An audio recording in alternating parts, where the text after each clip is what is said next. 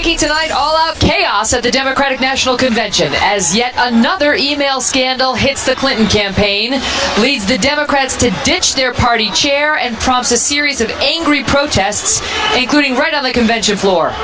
Welcome to the Kelly File, everyone. I'm Megyn Kelly, reporting on night one of the Democratic National Convention here in Philadelphia. This was supposed to be Hillary Clinton's big week. Instead, it has so far been overshadowed by reports of leaked Democratic Party emails that appear to show officials plotting against the Bernie Sanders campaign. And Sanders supporters are not happy about it. Tonight they will hear directly from Senator Sanders here in Philadelphia, and we will also hear from the First Lady, Michelle Obama. But first, to the anger that is boiling over. Protesters have taken to the streets of Philadelphia to voice their outrage, even borrowing a line you may have heard at the Republican convention.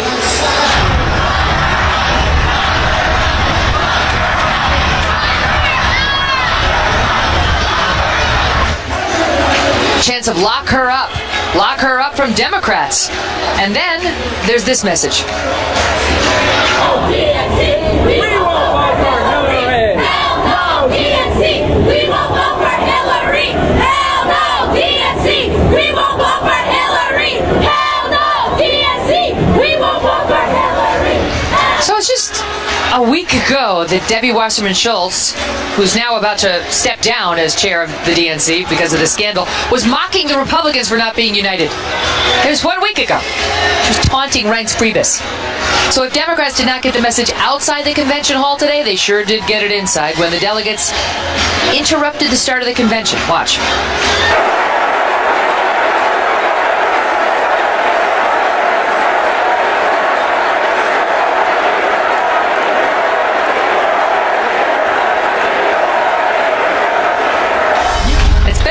Day. We've got it all covered for you with Shannon Bream on the floor and Trace Gallagher with the details of how this all started. We go first to Trace. Trace?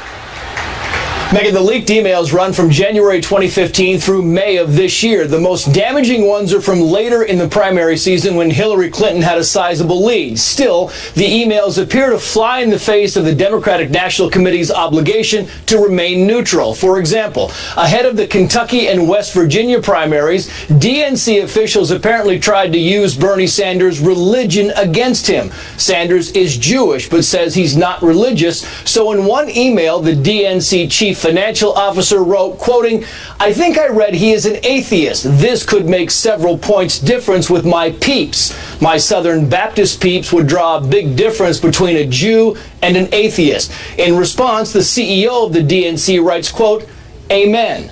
On May 21st, the DNC National Press Secretary suggested pushing a narrative that Sanders, quote, "never ever had his act together, that his campaign was a mess," going on to say, quote, "it's not a DNC conspiracy, it's because they never had their act together." And when Bernie Sanders complained that the party hadn't been fair to him, Debbie Wasserman Schultz herself wrote to her colleagues, quote, "spoken like someone who has never been a member of the Democratic Party and has no understanding of what we do." Sanders, of course, caucused with the Democrats, but had long been an independent. The Sanders campaign was also critical of the DNC for scheduling only 6 debates, pointing out that in 2008, the Democrats held 25 debates. Sanders argued that fewer debates favored the frontrunner. And as for accusations that Wasserman Schultz was in the tank for Hillary, the former DNC chair said, quote, "if I wanted to favor a candidate, I would not be DNC chair." And finally,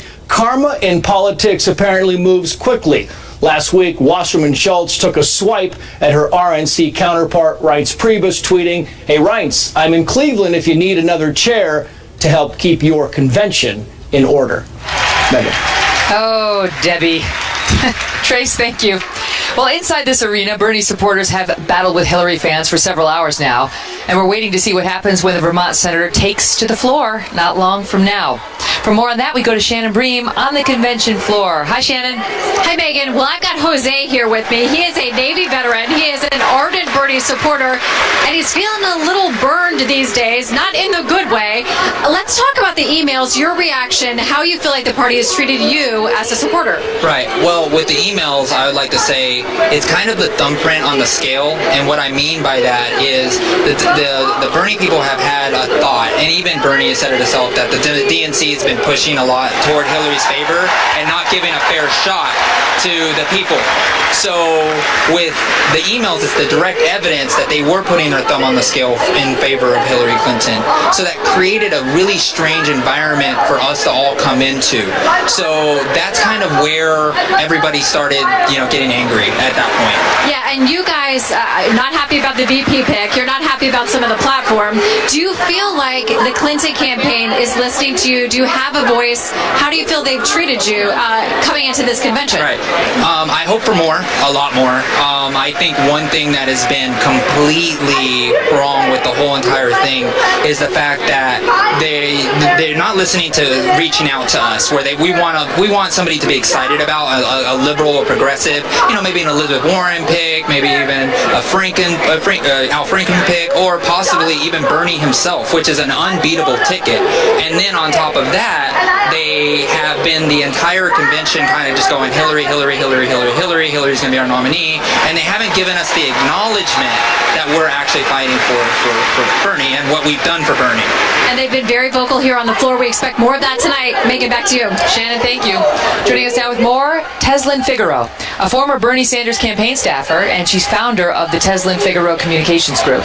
Austin Goolsbee is here. He's previously the President Obama's chief economist and is an economics professor at the University of Chicago's Booth School of Business. And Namiki Konst. She's a Bernie Sanders supporter and founder of the Accountability Project. Great to see you all. Thank you. Nice to see you. Unbelievable, right? Yeah. I mean, it's really unbelievable when you look these emails. They clearly show that the DNC was working to elect her over Bernie. There's no question they had their thumb on the scale. They talk about him very negatively, and in particular, the knock on his faith. They appear to conspire to raise his faith against him, and the response is amen, like, yes, let's do it. Teslyn, let me start with you. Your thoughts about it? Well, to be honest with you, I've seen this throughout the entire Democratic Party.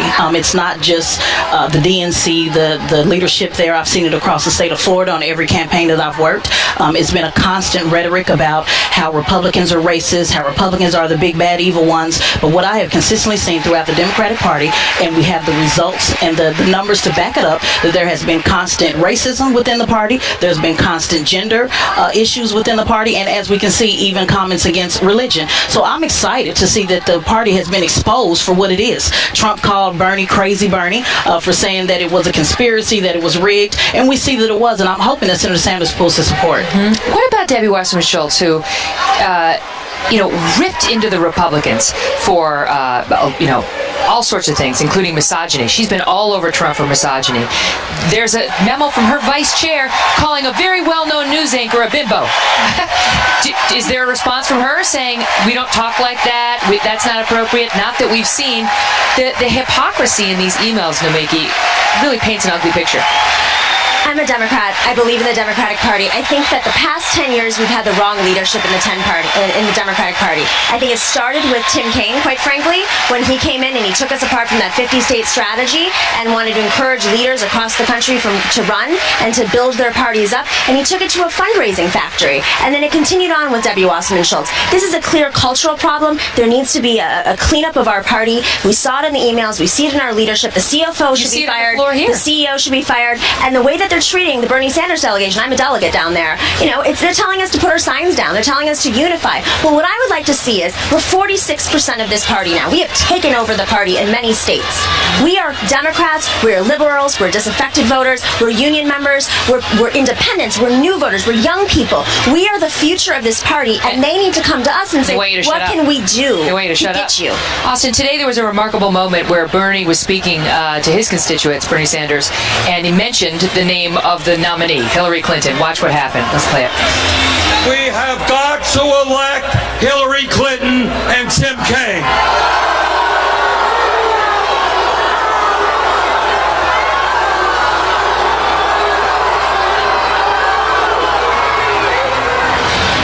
The booing went on for over 20 seconds. You know, given the fun that the Democrats had at the Republicans' expense last week about a party not unified. I'm sure everyone, and I was there, we talked, I was having a great time at the disunity of the Republican convention. We're all kind of eating a little humble crow. It's true, we had a raucous and long primary. The Sanders people are close to 46% or something of the delegates. I think it's a little different than in the Republican Party, where you had the number 2 candidate basically condemning the nominee from the floor.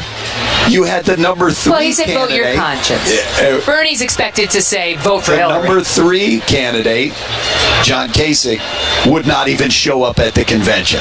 So I think it is a testament to the Sanders people. They're here. The Democrats have always been a little raucous. We like some protests. There's always going to be some cheering, some booing. I think the most unifying thing for the Democratic Party is that Donald Trump opens his mouth. Teslam, what do you think? I disagree. I think that is weak. I think people are folding like a napkin. What is the point of having a revolution if there's no consequences? If I was Senator Sanders, I would ask my delegates to leave the floor. Really? Oh, I don't think so. I have to disagree with you on this. But I'm an independent. I'm not a Democrat. I think that there's no consequence. If people continue to fall in line and sing Negro spirituals like they were doing this evening, there'll never be a consequence. You'll never be respected if you do not show that you cannot toy with me, as Donald Trump said earlier this year. What about Nomiki? Because they booed everyone who mentioned Hillary's name. There were some tweets out today saying maybe they should think about not mentioning her. Because every time they said Hillary The Clinton, secret in the room is this woman's running for president. booed. Even the chaplain who said her name in the prayer got In booed. fairness, that was early in the day. Here this evening, it hasn't really been. The reason why, as a delegate, Go nuts. When Sanders speaks, they're going to go nuts. I gotta tell you, I've been Both walking sides. around, people are tuning out the speeches. I've talked to multiple delegates who feel very disheartened by this process. They're not being included in their own delegations. They're being treated like outsiders. I think I'm sort of in between both of you here.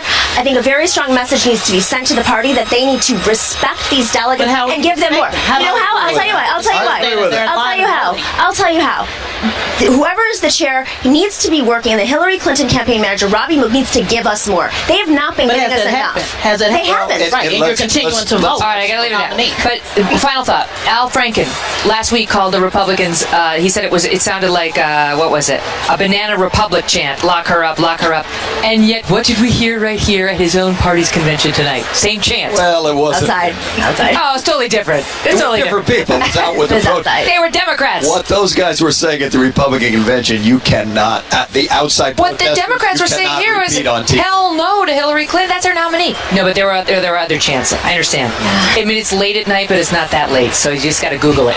Great to see you all. Thank you. Again, we are waiting to see what happens when former Democratic candidate Senator Bernie Sanders takes to the stage. Plus, we'll bring you the story of the Democratic congressman who today attacked Jewish settlers as termites. And then we will drill deeper on suggestions that the Russians leaked these DNC emails right on the eve of this convention in the interest of creating campaign chaos and perhaps helping Trump. Really? The Kelly Files back in moments. Don't go away. There's a lot of signals suggesting definitely that the Russians were behind the hack. I mean, that has been attested to by experts, including top officials from the FBI who ran the initial review of the DNC systems and concluded that it was indeed the Russians. We are waiting for former candidate and Vermont Senator Bernie Sanders to address this crowd in just a short time. Senator Sanders' speech comes after a weekend in which leaked DNC emails seemed to show the party working to make sure Hillary Clinton would be the nominee. We'll bring you the Sanders speech live when it happens this evening. Also awaiting the First Lady, Michelle Obama. But in the meantime, there is some breaking news tonight on who may have been behind the hack of those DNC emails. And folks are putting the blame now on the Russians. Chief Intelligence Correspondent Catherine Herridge is live tonight in Washington. Catherine?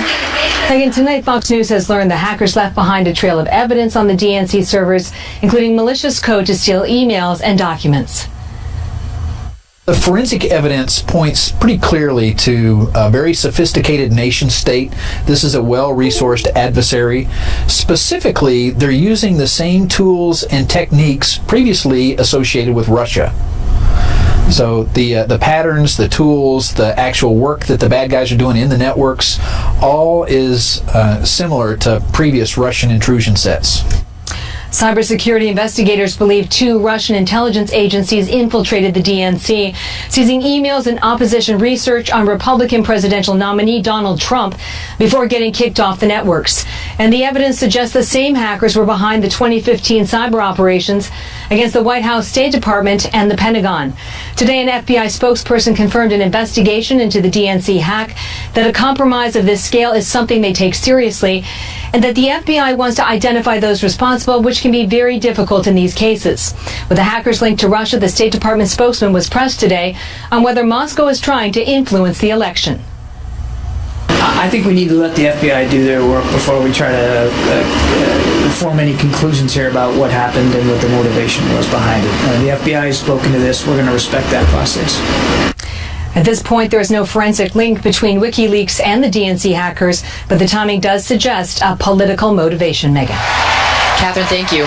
You're welcome. Joining me now, Karl Rove, former Deputy Chief of Staff to President George W. Bush, and Antonio Villaraigosa, former Chairman of the DNC. Great to see you both. Great to be here. Former LA Mayor. Okay, so first let me start with you as a Democrat about whether you believe this story that the Russians may have not only done this hacking, but released it on the eve of the DNC to embarrass the Democrats and help Trump. Well, the timing is certainly suspect, and I don't work for the FBI or the State Department, so I certainly can't opine on that. But I can say I think everything points to the Russians. And the question we have to ask, when we know that there's a mutual admiration society between Putin and Trump, is why would they do it? What do you think, Karl? I think this, I agree with Admiral Kirby and the State Department. Leave it up to the FBI.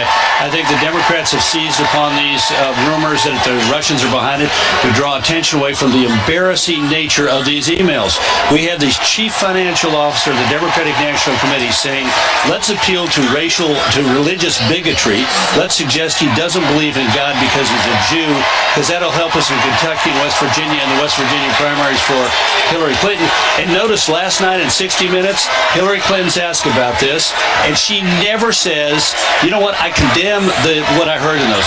She doesn't say a single word about, here's the chief financial officer telling the CEO, let's talk about how he's a Jew and suggest that he doesn't believe in God. What did she come out more forcefully condemn? First of all, let me condemn those emails and anybody who would inject that kind of bigotry into. And the DNC has done that now as well. There's no question that the people behind those emails shouldn't be working at the DNC. But shouldn't this be a no-brainer for her? She should just come out and say, completely condemn, completely inappropriate. Well, I've been here, so I'm not sure. I don't know whether or not she has. I know I will, and I think she will as well. First of all, there's no connection between her campaign and the DNC. There are no emails connecting them together. So I will say this. Let me finish. From my vantage point, we've got to condemn those emails clearly. We're not trying to move the attention away from those emails. It's the State Department and the FBI that have mentioned the connection between the Russians. Right. And very clearly, Hillary Clinton did not work for the DNC and did not send those emails. Right, but she wants to be the leader of the country and is obviously the top Democrat right now in the country. Our last guest, who was a Bernie Sanders supporter, Teslin, Karl, was talking about how the Democrats have spun this narrative that the Republicans are racist, that the Republicans are misogynists, that the Republicans are the ones who bait about religion. I'm listening down below as Sarah Silverman, the comedian, and Al Franken engage with the audience. Let's take a quick listen.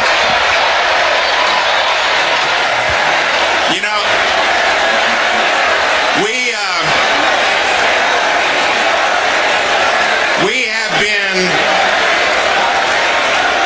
I want to thank you because Sarah and I have been asked to stretch because we are about to introduce someone that we're both huge fans of. How we doing, guys? We close? But we'll see. You know, Sarah, what I love about us both being here is that You know, you're This is what you have to do when you're in television. You have to learn how to fill empty space. They're waiting for Paul Simon, and they're having some technical difficulties. It happened at the Republican National Convention, too. Carl, go ahead. I just want to make the point of, look, Hillary Clinton said she didn't know about these emails. And I know she didn't know about the individual emails, but she knew about the woman who was in charge of the institution, who was working actively on her behalf against Bernie Sanders. And how did she reward her after all of this comes out and after all of this crisis comes out? She makes her honorary chairman of her fall campaign. That's how she is going to reprimand Debbie Wasserman Schultz, is by making her the honorary chairman of her national campaign. I think that's reprehensible. If she deserved to be removed as DNC chairman, she shouldn't have been rewarded by putting her atop the Hillary for President campaign. Well, I think Trump is reprehensible. I think he's neither a conservative or a Republican. I think he's a hater-in-chief. So we can debate this all night. I'll tell you something. From my vantage point, what we need to understand is that Hillary Clinton has a proven record of fighting for civil rights, of standing up for immigrants and blacks and the poor. And so I'd leave it at that. Mayor, if I were you, I'd change the subject. I got to leave it at that because there's a lovely moment happening down below. I think this song was meant to be a jab at the Republicans, but many are saying it's not the right choice given what we saw today in the Democrat Party. When you're weary. About a bridge over troubled waters. Gentlemen, thank you both so much. Thank you. Take a little bit of a listen here to Paul Simon as we await Bernie Sanders, First Lady Michelle Obama, and up next after this break, more polls out today showing Donald Trump pulling into the lead ahead of Hillary Clinton. Stay with us. I'm on your side. When times get rough and friends just can't be found, like a bridge over troubled water, I will lay me down like a bridge over troubled water. I will lay me down.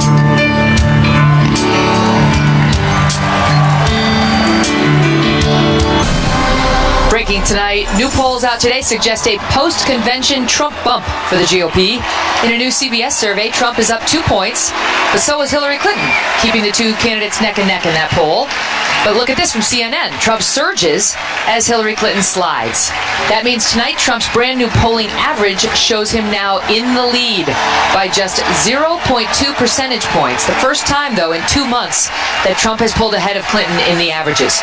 Joining me now, co-founder and publisher of the best website online, RealClearPolitics.com, the website that creates the polling average, and one that you really should be reading every day. Tom Bevan is with me now.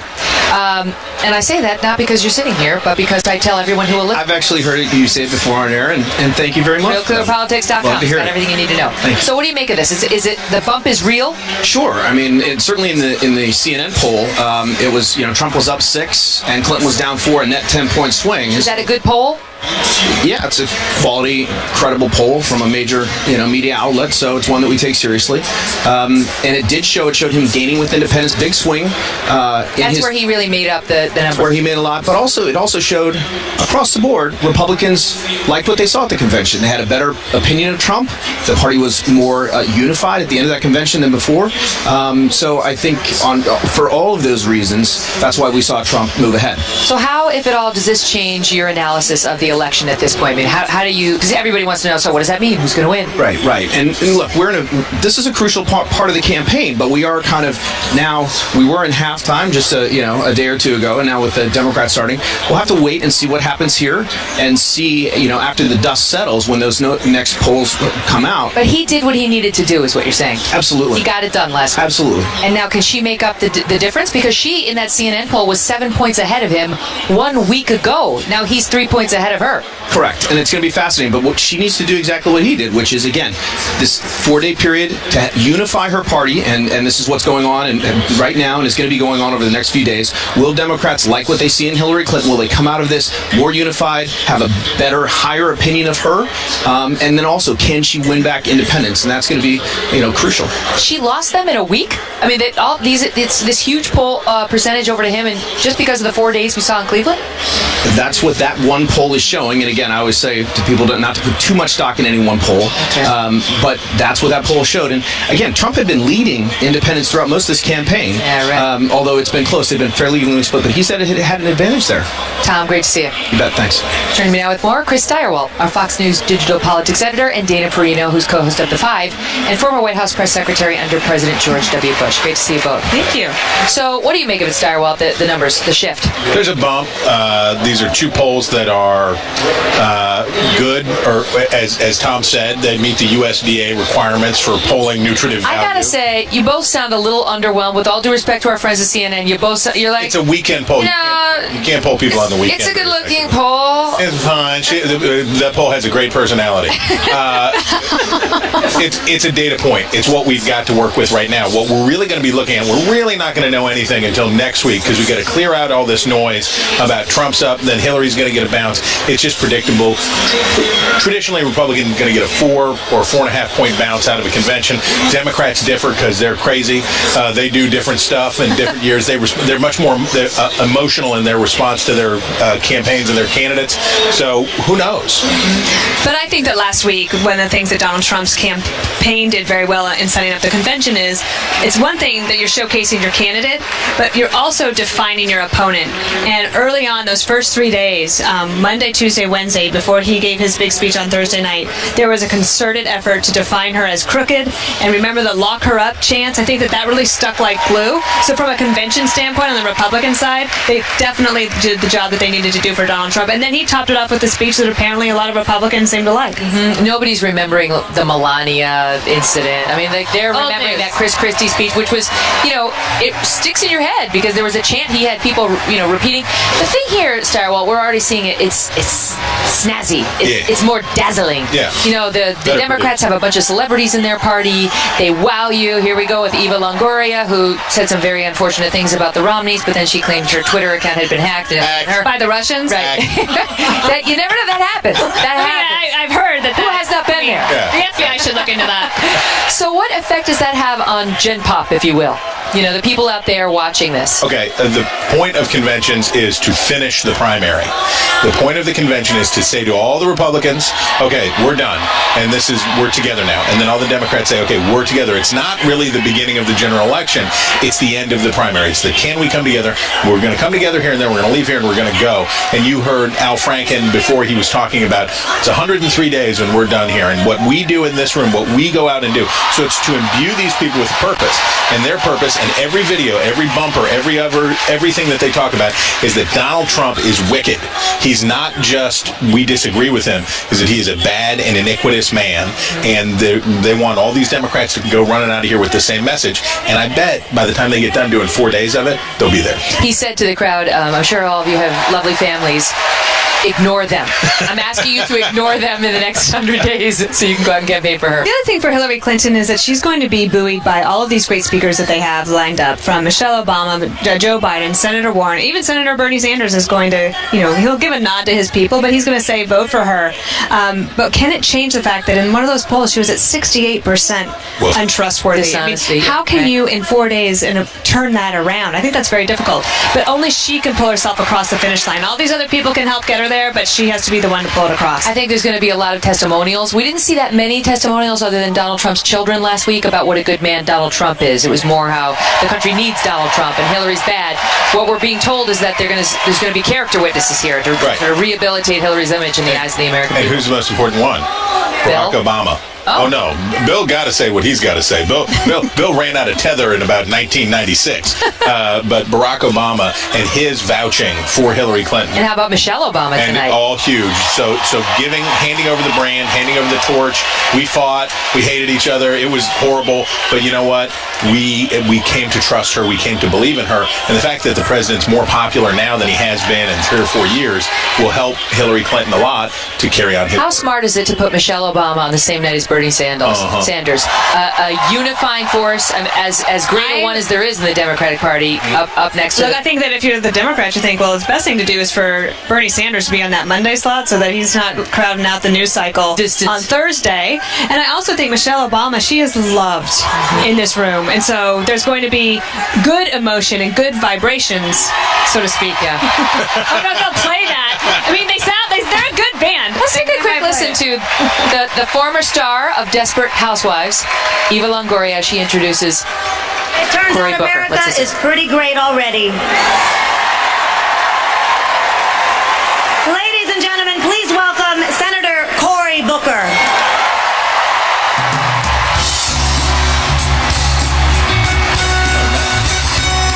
Thank you. Good job. Okay, good.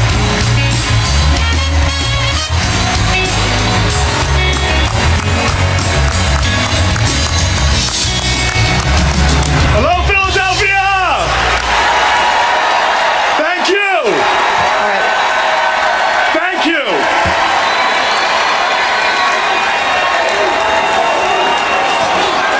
Thank you.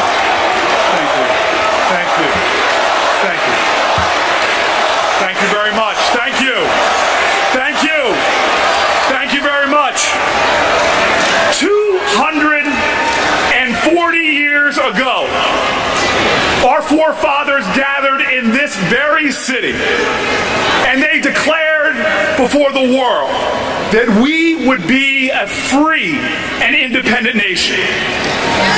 Today, we gather here again in this city of brotherly love, to reaffirm our values before our nation and the whole world. Our purpose is not like theirs to start a great nation, but to ensure that we continue in the best of our traditions. And with humble homage to generations of patriots before, we put forth 2 great Americans, our nominees for President and Vice President, Hillary Clinton and Tim Kaine.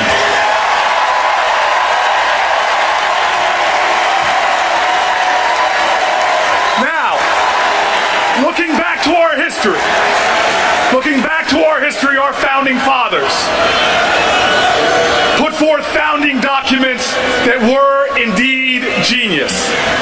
But our founding documents weren't genius because they were perfect.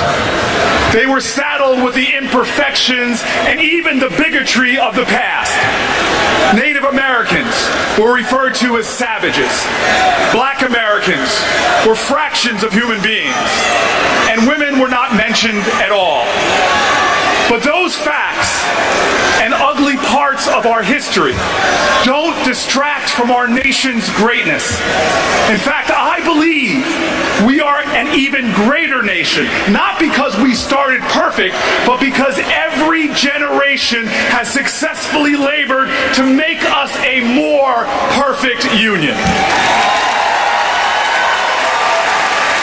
Generations of heroic Americans have made our nation more inclusive, more expansive, and more just. Our nation wasn't founded because we all look alike, or prayed alike, or descended from the same family tree. But our founders, in their genius, in this, the oldest constitutional democracy on the planet Earth, they put forth the idea that all are created equal, that we have inalienable rights.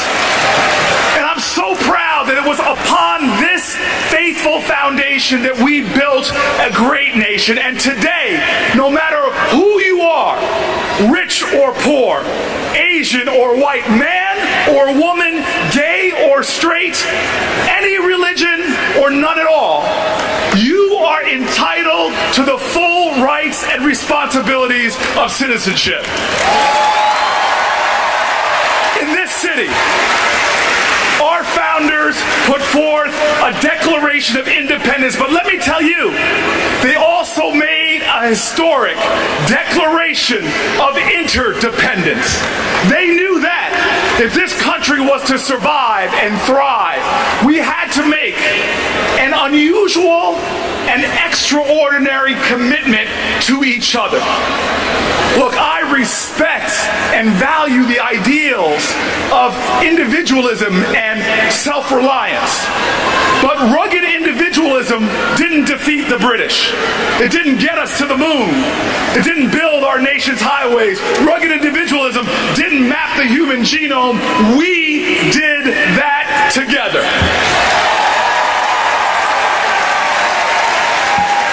And so this is the high call of patriotism. Patriotism is love of country, but you can't love your country without loving your countrymen and your countrywomen. Now, we don't always have to agree, but we must be there for each other. We must empower each other. We must find the common ground, and we must build bridges across our differences to pursue the common good. Let me tell you, we cannot devolve into a nation where our highest aspirations are that we just tolerate each other. We are not called to be a nation of tolerance. We are called to be a nation of love.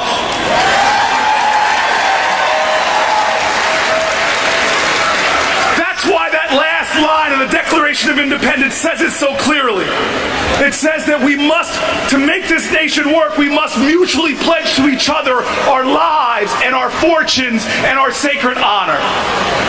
Tolerance is the wrong way. Tolerance says, I'm just going to stomach your right to be different. That if you disappear from the face of the earth, I'm no better or worse off.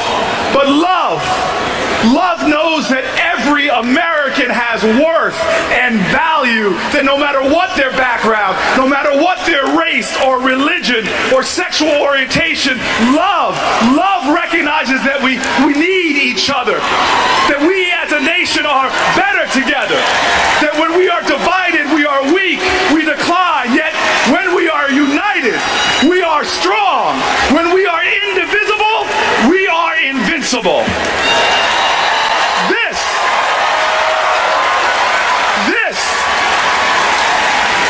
This is the understanding of love that's embodied in one of my favorite sayings. It's an African saying, and it says, if you want to go fast, go alone.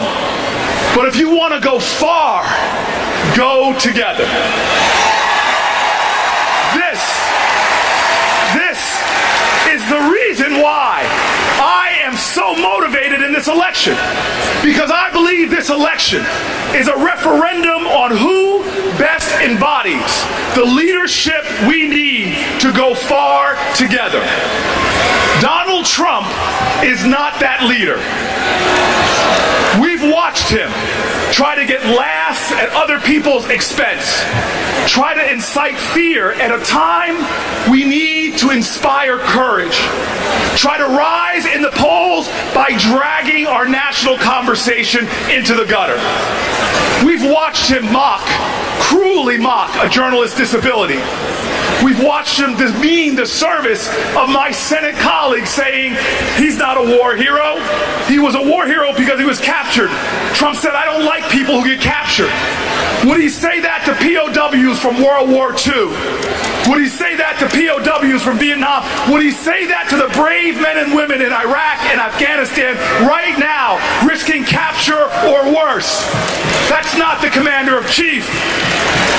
We've watched Donald Trump paint with a broad, divisive brush, saying that Mexican immigrants who came to build a better life in America are, in his words, bringing crime, they're bringing drugs.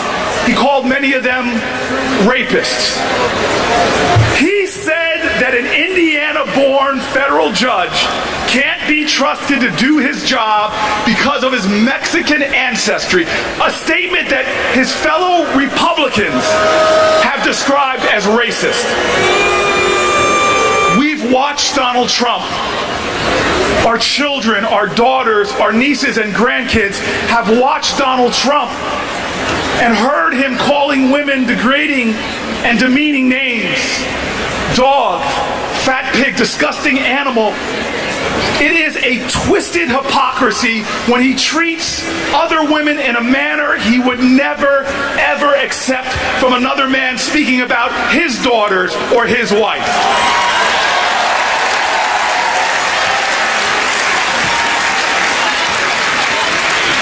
In this great nation where our founders put a fundamental principle forward of religious freedom, he says, ban all Muslims. Don't let certain people into our America because of how they pray. Now, I take particular interest in the fact that Trump says he would run our country like he's run his businesses. Well, I'm from Jersey.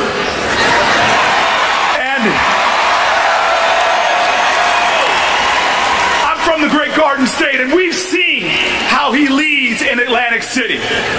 He got rich while his companies declared multiple bankruptcies. Yet without remorse, even as people got hurt and lost jobs by his failures, he bragged, and I quote, "The money I took out of there was incredible." Yes, he took out a lot of cash, but he stiffed contractors, many of them small businesses, refusing to pay them for the work that they've done. You know, we in America have seen enough of a handful of people growing rich at the cost of a nation descending into crisis.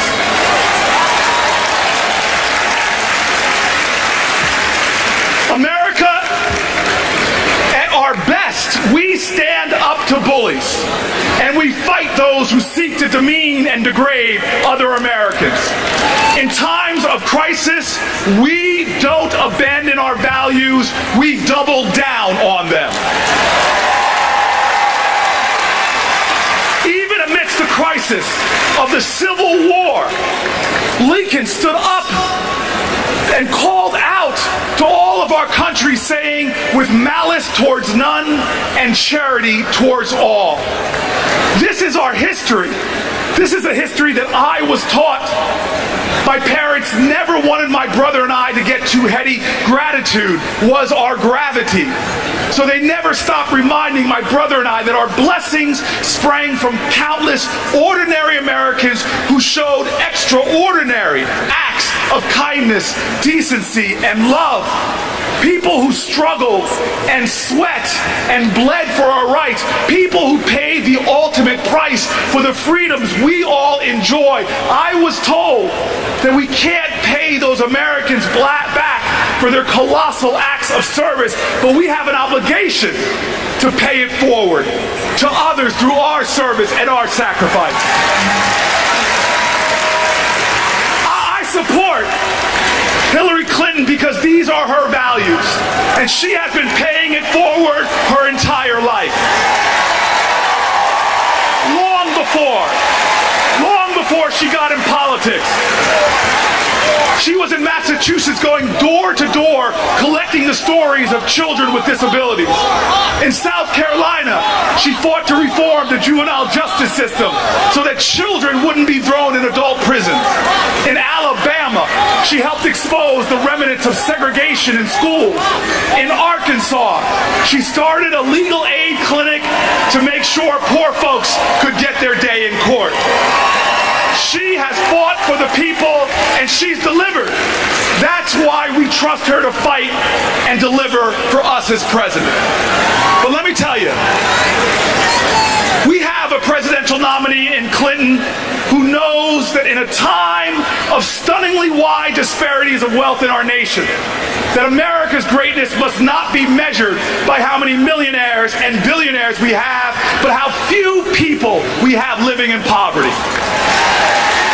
Hillary knows that when When workers make a fair wage, it doesn't just help their families, it builds a stronger and more durable economy that expands opportunity and makes all of us Americans wealthier. She knows that in a global knowledge-based economy, the country that out-educates the world will out-earn the world, out-innovate the world, and will lead the world. She knows that debt-free college is not a gift, it's not charity, it is an investment. It represents the best of our values, the best of our history, and the best of our party, all of our shared ideas and values together. Hillary Clinton knows that when we have paid family leave, that this is something that must happen. Because when a parent doesn't have to choose between being there for a sick child and paying rent, or when a single mom earns an equal wage for equal work, it empowers the most important building block in all of our nation, and that is the family. Hillary Clinton knows that security doesn't come from scapegoating other people because of their religion, alienating our allies, stoking fear, and pointing fingers. It comes when we band together to face down and defeat our common enemy. And she knows something that I fight for every day, that our criminal justice system desperately needs reform, that we need to bring back fairness to a system that still, as Professor Brian Stevenson says, treats you better if you are rich and guilty than poor and innocent. And she knows that we can be a nation that both believes police officers deserve more respect, they deserve more support, more cooperation and love, and believes that a black 20-something-year-old protester deserves to be valued, deserves to be heard, that they should be listened to with more courageous empathy, and that change is needed in the system. And Hillary Clinton knows what Donald Trump betrays time and time again in this campaign, that we are not a zero-sum nation. It is not you or me. It is not one America against another American. It is you and I, together, interdependent, interconnected, with one single interwoven destiny. When we respect each other, when we stand up for each other, when we work together against our challenges, against our neighbor's challenges, be it a neighbor with a beautiful special needs child or one struggling with the ugly disease of addiction. When we as Americans help them, when we show compassion and grace, when we evidence our truth that we are the United States of America, one nation, under God, indivisible, that is when we are stronger. That is when we go from an already great America to an even greater America. Now let me tell you right now, when Trump spews insulting and demeaning words about our fellow Americans, I think of that poem by Maya Angelou. Y'all know it. You know how it begins. You may write me down in history with your bitter, twisted lies. You may trod me in the very dirt, but still, like dust, I rise. Well, y'all know it. Y'all know it.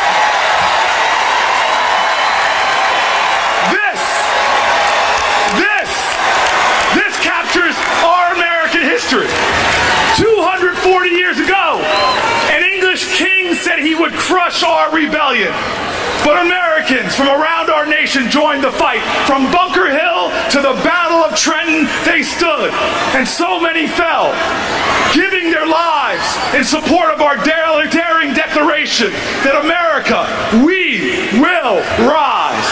This is our history. This is our history.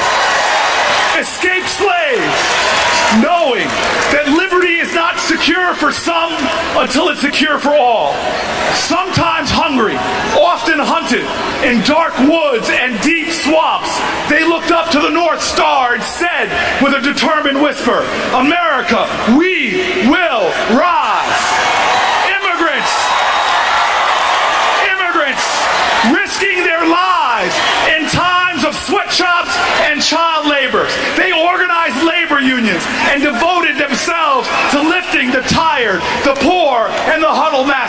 with fierceness of grit, they shouted so all could hear, America, we will rise.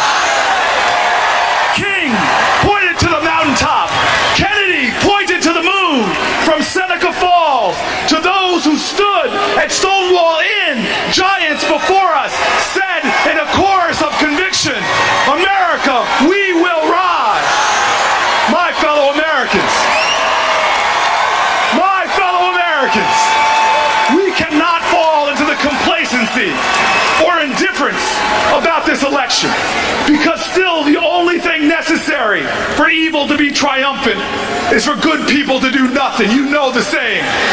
My fellow Americans, we cannot be seduced by cynicism about our politics, because cynicism is a refuge for cowards, and this nation is and must always be the home of the brave. We are the United States of America. We will not falter or fall. We will not retreat or surrender. Our values, we will not surrender. Our ideas, we will not surrender the moral high ground. Here in Philadelphia, let us declare again that we will be a free people, free from fear and intimidation. Let us declare again that we are a nation of interdependence, and that in America, love always trumps hate. Let us declare. Let us declare so that generations yet unborn can hear us. We are the United States of America. Our best days are ahead of us. And together with Hillary Clinton as our president, America, we will rise. God bless America. Let us rise together. God bless America. New Jersey Senator Cory Booker, who is said to be on the short list for the vice presidential spot on the Democratic ticket, who once saved a woman from a burning building and is a rising star in the Democrat Party. You saw him tonight talking about how individualism didn't get us to the moon, and praising the value of love before he went on to attack Donald Trump for not showing any, in his view, ripping Trump on his bankruptcies and his comments about women and his comments about John McCain and his proposed Muslim ban, and on it went. Joining me now for a quick reaction, Sheriff David Clarke, who's the Milwaukee County Sheriff. Sheriff, great to see you. What'd you think of Senator Booker's remarks? What's he so angry about? I mean, when Donald Trump uses that kind of passion, they say he's angry, but the only thing he didn't use was a car in every driveway and a chicken in every pot. A lot of latitudes there, but he talked all around a big problem for the Democrats this fall, and that is their flawed candidate, Mrs. Bill Clinton, who should have been under criminal indictment. She's a confirmed liar. She left people to die in Benghazi, all that kind of stuff that he just kind of like, acted like it wasn't there, but that stuff matters to the American people. So, this thing will go on just like the RNC. They'll get their pom-poms out and you rah-rah and whatnot, but stark contrast, I think, with the Republicans. Donald Trump is the law and order candidate, and this DNC seems to be about embracing criminality and criminal behavior, trying to mainstream criminal behavior, hold these individuals up as if they're martyrs and symbols of the new civil rights movement. Well, let's just frame that for the viewers so they know what you're talking about. So tomorrow night on stage here, the mother of Michael Brown, the 18-year-old who was killed by a police officer in Ferguson, Missouri, among other mothers of African-American men who were killed at the hands of police officers, will take to the stage. Michael Brown's mother is the most controversial, however, because her son was the aggressor against a police officer, and while he lost his life, the DOJ concluded it was because of his own actions in attacking a cop. Go ahead. Well, I think they all, if you look at a common denominator among most of those there, they were resisting arrest. Eric Garner was resisting arrest. Freddie Gray was resisting arrest. Michael Brown attacked a law enforcement officer and tried to disarm him. Another one, a guy from Milwaukee, Hamilton, was beating a Milwaukee police officer with his nightstick when the officer had no other choice but to use deadly force to save his own life. But the thing is, look, moms are going to do what moms do. Moms love their kids no matter what. We all get that. But here's the question I have, Megan, and I keep asking. Where are the dads? When there are no fathers around to shape the behavior of young boys growing up, they grow up to be unmanageable misfits that the police then have to deal with aggressively. Sheriff Clark, always good to get your perspective as somebody who's actually on the street saving lives and protecting a community. Thank you, sir. We'll see you soon. Thank you, Megan.